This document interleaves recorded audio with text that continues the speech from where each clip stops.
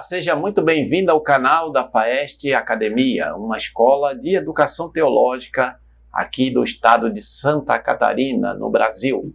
Eu sou o pastor Reginaldo de Souza e nesta videoaula apresentaremos auxílios da lição de número 4 do segundo trimestre de 2023 da EBD, Revista Adultos CPAD, que tem como título Ídolos na Família. O texto áureo encontra-se na primeira carta de João, capítulo 5, versículo 21, e diz assim: Filhinhos, guardai-vos dos ídolos.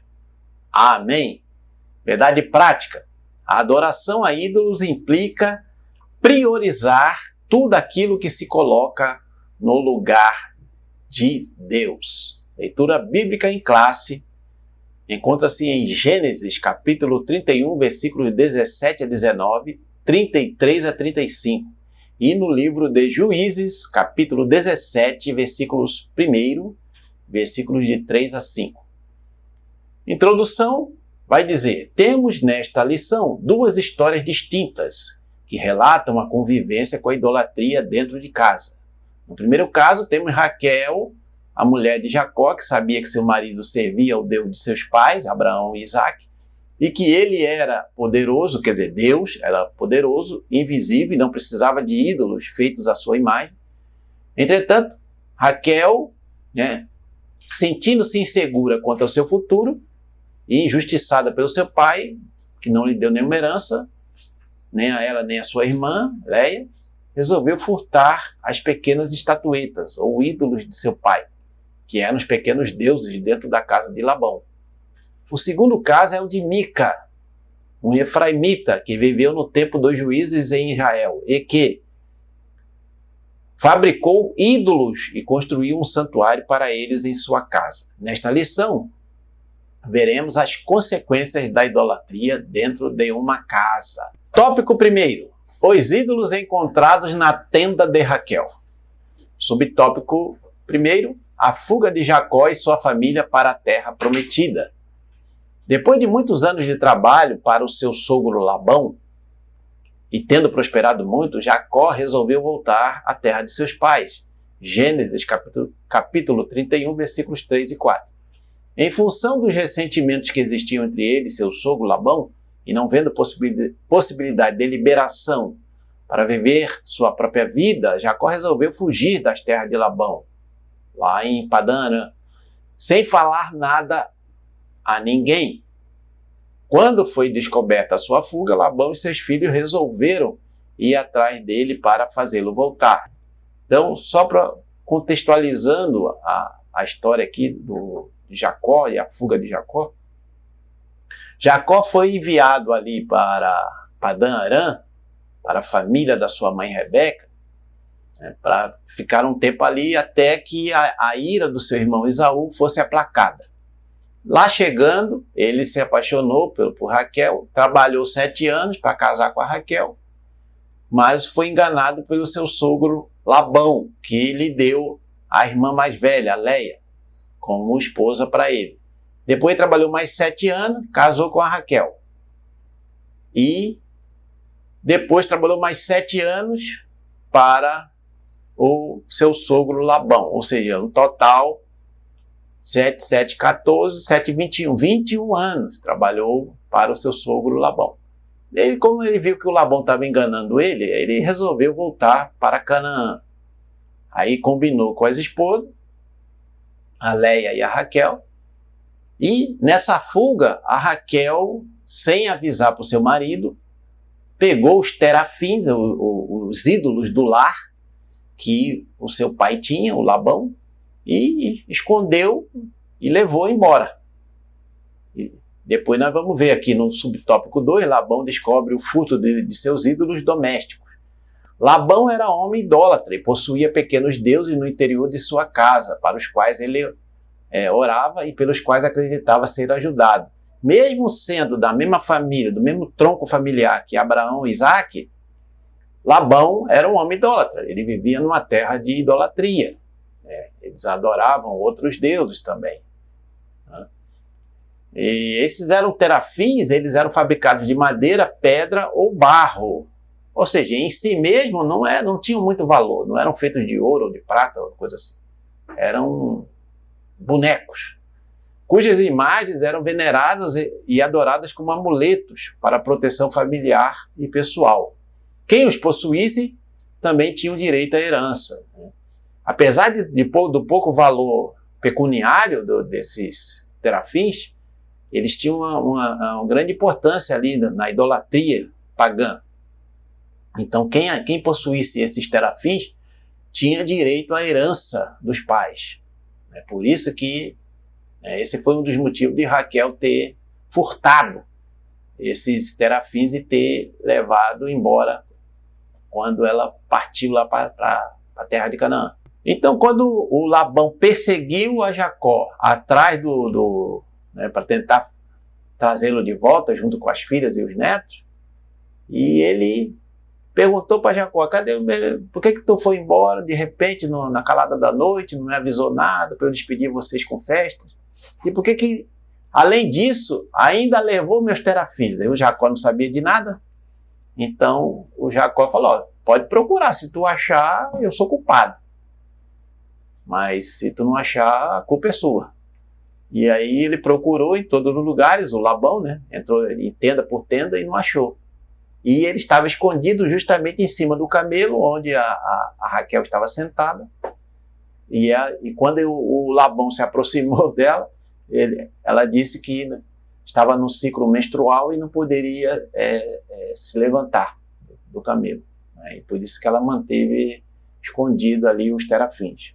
Subtópico 3. Raquel usa mentira para esconder o ídolo. Raquel sentou-se sobre os ídolos para que Labão não os encontrasse. Ela usou a justificativa de que estava no período menstrual para não se levantar de cima do camelo e, consequentemente, para seu pai não encontrar os ídolos ali. Gênesis 31, 35. Fica claro que, embora Labão acusasse Jacó de roubá-lo, foi sua filha Raquel que furtou os ídolos, e enganou. Então, veja como é que um abismo chama outro abismo. Primeiro furtou, escondeu do marido, mentiu para seu pai, etc. E depois teve outras consequências também mais para frente.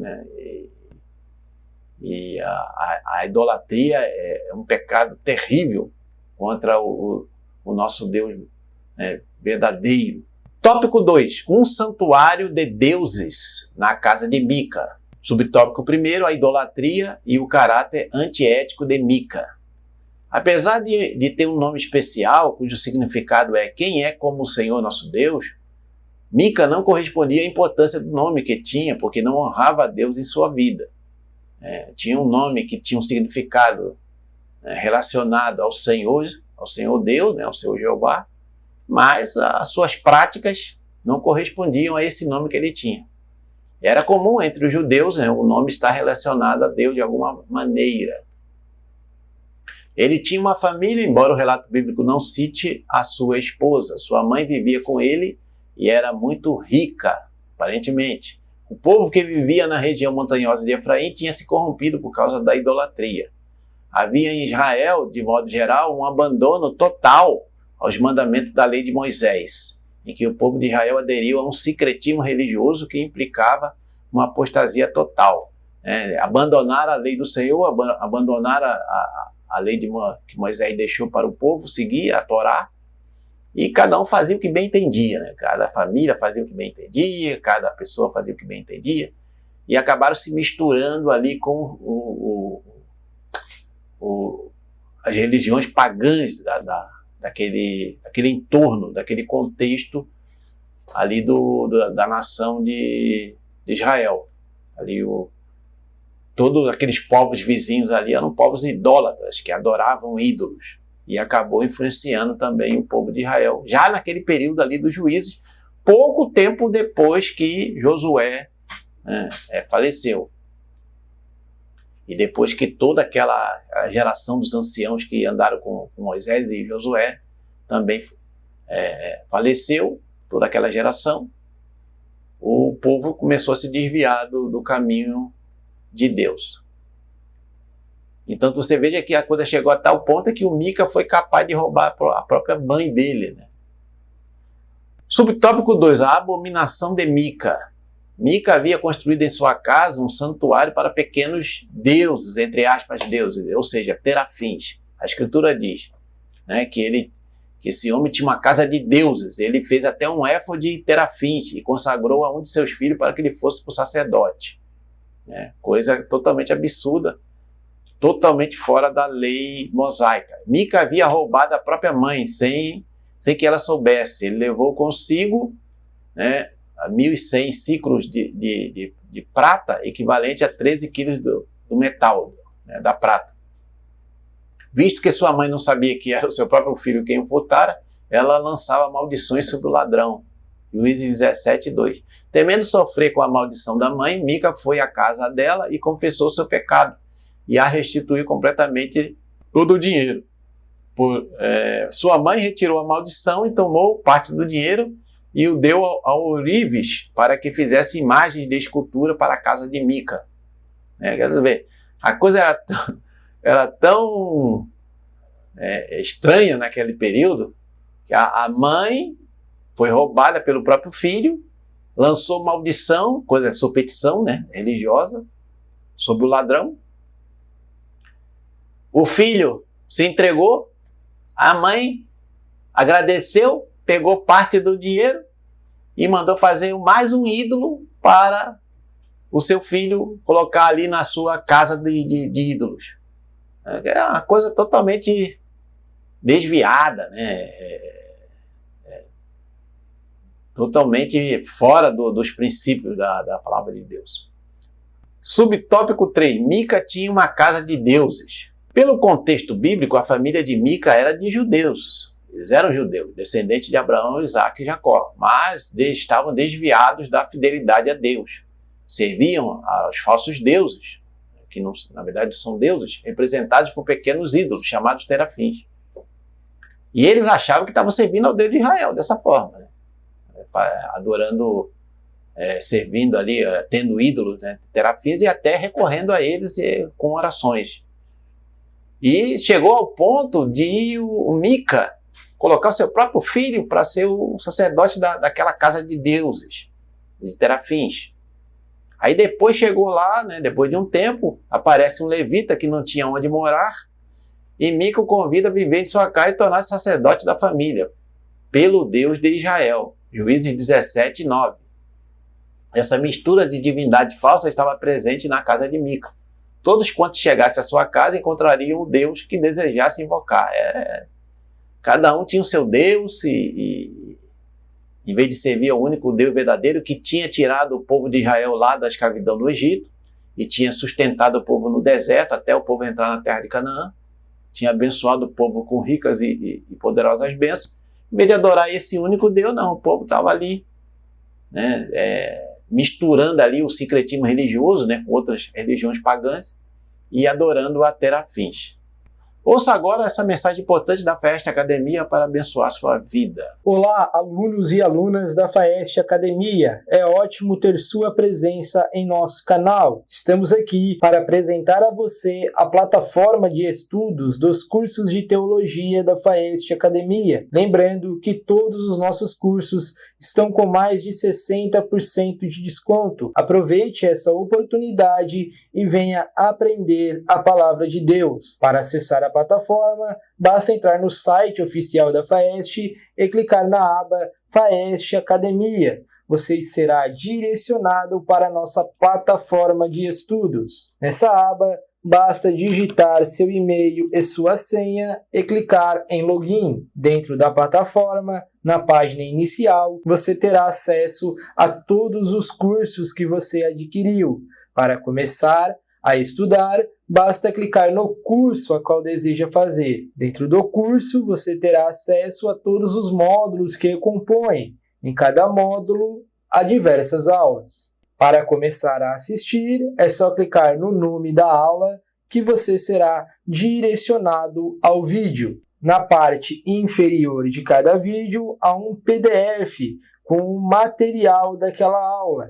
Para fazer o download, é só clicar. Ao concluir a aula, basta clicar no botão Concluído na parte inferior direita da página que automaticamente você será direcionado para a próxima aula daquele módulo e assim por diante. Não perca mais tempo e venha aprender sobre a palavra de Deus conosco. Deus abençoe seus estudos e até uma próxima oportunidade. Tópico 3. A idolatria dentro dos lares. Em ambas as histórias citadas, tanto a de Raquel como a de Mica, a crença em ídolos domésticos indicava a forte influência pagã em lares israelitas. Então, quando eles abandonaram a lei de Moisés, a lei do Senhor, ficaram expostos à influência pagã das falsas religiões ali dos povos que estavam no entorno de Israel. A partir desses dois casos bíblicos, somos convidados a refletir a respeito da idolatria hoje. Então você tem aqui dois casos de idolatria dentro do lar, né? Um caso dos terafins ali de Labão, que Raquel roubou e levou lá para Canaã, e os terafins ali da casa de Mica, que era também um outro judeu idólatra. Agora nós vamos ver, né, sobre essa questão da idolatria nos dias atuais. O que isso tem a ver conosco hoje? O apóstolo João enfrentou em seu ministério um problema com ídolos caseiros de famílias cristãs que tinham dificuldades em abandoná-los. Você sabe que muitos gentios que vieram para Cristo, eles eram outrora idólatras, né? Eles tinham famílias de pessoas que adoravam ídolos. E muitos tiveram dificuldade de largar tudo, deixar tudo, abandonar tudo, né? E é interessante que você vê que muito dessa superstição idolátrica religiosa, ainda muitos crentes em Cristo Jesus carregam nos dias atuais. Por isso o apóstolo aconselhou: filhinhos, guardai-vos dos ídolos. 1 João 5:21. Por que guardai-vos dos ídolos? Porque, né, uma pessoa não crente em Cristo, para uma pessoa não crente em Cristo, a vida cristã é irreal, já que o que se vive no mundo, vive-se pelo que se vê e sente, não pelo que a vida cristã exige. Ou seja, o apóstolo Paulo vai dizer que nós andamos por fé e não por vista. Mas as pessoas não crentes, não cristãs, elas vivem pelo que veem, vivem pela vista. Então, se está servindo algum Deus, tem que estar vendo Deus, tem que estar vendo pelo menos a representação daquele Deus que eles dizem, né, servir, que na verdade não é o Deus verdadeiro. Então é por isso que há essa, né, essa situação de que muitos ainda não conseguem virar a chave, passar, né, desse período em que eles adoravam figuras visíveis e passar a viver como verdadeiros cristãos que andam por fé, vivem pela fé. O nosso Deus, nós cremos que é o Deus vivo, é o Deus que está controlando todas as coisas, mas é por fé, naquilo que a palavra de Deus, né, nos revela, nos ensina. Mas como identificar a idolatria dentro e fora de casa? Veja bem, olha o que o comentarista vai dizer. Tudo aquilo que requer lealdade e honra acima de Deus se constitui idolatria. Tudo aquilo que requer lealdade e honra acima de Deus se constitui idolatria. Pode ser até tua família. Pode ser seu pai, sua mãe, seu filho, sua filha. Pode ser a sua profissão, seu trabalho, seus recursos. Qualquer coisa que vai requerer uma lealdade, uma honra acima da que você deve tributar a Deus, isso é idolatria. Subtópico 2, identificando os ídolos modernos dentro dos lares. A proliferação da cultura da mídia entrou em nossas casas e, queiramos ou não, convivemos com ela no dia a dia. A mídia por si mesma é neutra, pois é o meio pelo qual serve a sociedade como canal de comunicação através do rádio, da televisão, da internet, dos smartphones, da rede de computadores e de outros meios. Ela é um meio de comunicação que deve ser usado com sabedoria. Entretanto, não podemos ser manipulados por ela, que faz parte de um mundo tecnológico e intelectual no qual todos vivemos. O que não podemos é fazer o uso acrítico desses instrumentos. Precisamos levar em conta o cuidado quanto ao perigo da concupiscência da carne concupiscência dos olhos e da soberba da vida. 1 João 2, 16 e 17.